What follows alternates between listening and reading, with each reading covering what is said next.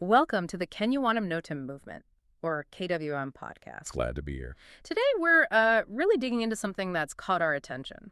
The KWM movement itself, and specifically this innovative platform, Wanum Notum, that seems to be driving it. Yeah, it's definitely generating some buzz. So our goal here is to kind of unpack the core message, understand the problems it's trying to tackle, and look at how it suggests this, unique grassroots approach for change in Kenya. We're drawing everything directly from the movement's own words, their own insights. And it's important that, like you said, we're presenting their perspective from the source material. We're not taking sides, just laying out what they're saying. Exactly. So people listening can understand the argument fully. Okay, let's get into it. The source material kicks off with a pretty bold statement about history. It says, 1963 was not freedom, it was a baton pass. Yeah, that definitely grabs your attention. It challenges that whole narrative of independence. It does. And according to the source, that promise of real freedom, it didn't quite land for everyone. They say, the currency changed, but the theft remained. Oof, yeah. And it goes on, colonial administrators made way for local cronies, and British companies were replaced by Kenyan elites. So the source is basically arguing the faces changed, but the underlying problems for them kind of stuck around. Right, and what's interesting is how they use that historical frame to explain what they call the current reality on the ground. It's not just history for history's sake. So how does that connect? Well, the source gives these really vivid, specific examples of daily struggles. Like you have the political elite driving around in what they call tinted Prados, those big SUVs, Yeah, right? symbols of status. Exactly. Right. While the public, the source says, is dealing with open sewers or people in Turkana walking on roads that look more like footpaths. It paints a picture of stark contrast. It really does. And it seems like that extends into basic services, too. Oh, absolutely. Healthcare is a huge focus in the source material. It mentions, and this is pretty shocking, hospitals in rural Kenya still refer patients to prayer. Wow. Just prayer. Yeah. And at the same time, you've got nurses striking for months, clinics operating without gloves, wards sitting empty of drugs. That sounds dire. It does. And Yeah. the source expresses this deep frustration, saying health, not sickness, is the issue. It calls the idea of fully funded health budgets a, quote, comedy and tragedy of empty promises. A comedy and tragedy. Especially, it notes, when leaders themselves often fly off to India for their own medical treatment. That detail really highlights the disconnect they're pointing to. That's a powerful point they make. And it's not just healthcare, is it? What about education? No, it touches education deeply, too. The source describes Kenyan universities, which were once seen as, beacons of hope, as now being crumbling institutions with broken labs and peeling paint. So the physical infrastructure is decaying. Apparently so, according to this material. And the human impact is clear. Graduates end up walking to job interviews with CVs in brown envelopes, only to meet someone's cousin already hired for the position. Nepotism, basically. That's what the source implies, yeah. It stresses that young people need practical things, working taps, not fake ribbon-cutting ceremonies. And there's a direct plea to stop stealing HELB funds. That's the Higher Education Loans Board. Crucial funds for students. So healthcare, education. What about the economy, the disparity? That's another core theme. The source points out these stark economic gaps.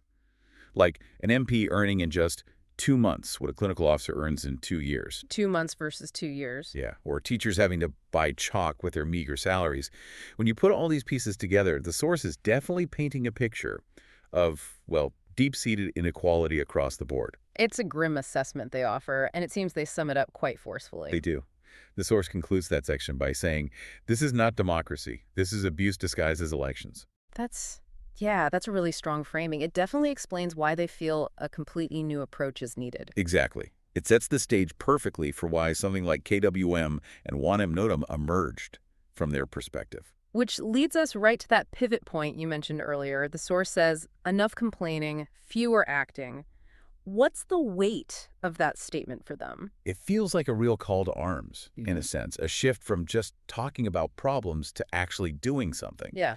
And that's where the source says platforms like Wanum Notum become crucial. Okay, so how do they define Wanum Notum? What makes it different? Well, they're very clear about what it is and isn't. It's explicitly not just another social media platform, it's a place for real action. That's a direct quote. Real action, not just posts. Right. It's meant to connect people who are, as they put it, tired of shouting into the void. Specifically, people not filtered by blue ticks, buried by algorithms, or drowned out by sponsored posts. It's trying to cut through the noise. So bypassing the usual online gatekeepers? That seems to be the idea. The source says it gives young Kenyans a space to draft county-based demands, trade real solutions, and get heard without needing permission from the elite. It's about empowerment from below. So less about influence, more about substance. Precisely. The material calls it a gathering point, a hub of genuine conversation, and a clear call to action. The core purpose: connection, coordination, and finding real solutions to Kenya's biggest challenges. Practical problem solving. Okay, that sounds compelling in theory, but how does the source say it actually works on the ground? How does someone use it to make a difference? Right, the practical side. The source talks about this new way forward, empowering communities through the platform. It fosters what it calls real activity, real engagement. How so? Well, the model described is interesting. It's designed for ideas to spread organically, like post an idea on Wandam Notam and someone in Kitale will see it, another in Voi will test it, someone in Kericho will share it. Ah, so it connects people across different places to collaborate. Exactly. It's decentralized. And here's a really key part the source emphasizes. No likes, no fake clout. No likes. That's unusual for a platform. Very. The source suggests this is intentional, to strip away the performative side of social media and focus purely on the value of the idea itself. No popularity contests. It's just the ideas and the action. And they give this great example. A Boda guy, a motorcycle taxi driver, suggests a village water fund, a nurse refines it, and a carpenter funds it. That's how change begins from the ground up. That's a powerful illustration. Different skills coming together. Totally. It reinforces the message that this movement, according to the source, is not about influencers, politicians, or viral hashtags. It's about the people, the youth, finding each other and taking action. And it's quiet action. Yeah, that's another distinctive point they make. No protests, no noise, just quiet planning and real change. It's positioned as strategic, not necessarily confrontational in the traditional sense. Interesting. A different kind of revolution, maybe. That's how they seem to see it. The source states, Wandam Notam isn't here to trend. It's here to replace what failed. It's aiming for long-term systemic change. And it seems they really try to connect this vision to people's everyday frustrations. Absolutely. The source speaks directly to the listener, saying things like, if you've ever walked into a government office and walked out with nothing, this is for you. Or the example about struggling to sell airtime or seeing parents unable to get medical care. Exactly. If you've watched your parents beg for medical attention in a public hospital, this platform is for you.